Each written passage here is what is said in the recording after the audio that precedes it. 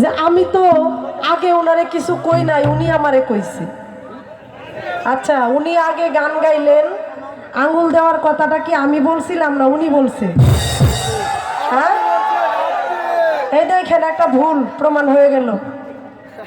এবার একটা কথা কইলেন, কই তোমাদের জন্যই তো আমরা বেহেশতে থাকতে পারলাম না, এই দুনিয়ায় আসলাম, না হয়তো এখন পর্যন্ত সবাইকে নিয়ে বেহেশতে থাকতাম। ওই ব্যাক করবেনা,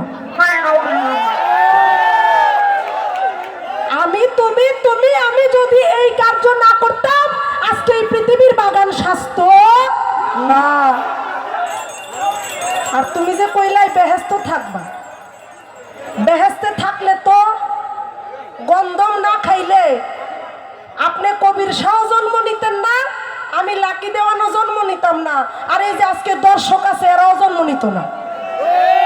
কতটা বুঝছেন আপনারা?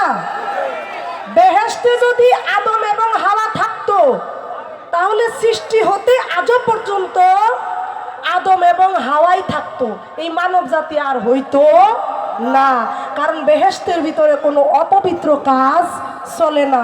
তাইলে আপনারা মুরব্বীরাও বুঝেন, যারা মধ্যবয়সী আছেন তারাও বুঝেন, বর্তমানে ডিজিটাল যুগ, ছোট ছোট বাচ্চারাও বুঝে যে অপবিত্র কাজ যতক্ষণ পর্যন্ত না করা হবে ততক্ষণ পর্যন্ত একটা মানুষ একজন মায়ের গর্ভে যাবে না।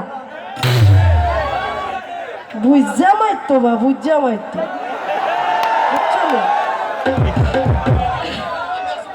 আদম এবং হাওয়া তারা গন্ধম খেয়েছে বিদায় আমি লাকি দেওয়ান, ইতিশা, বাউল কবির শাহ এবং আজকের এই মানব বাগান, এই পৃথিবী সুসজ্জিত সাজানো হয়েছে।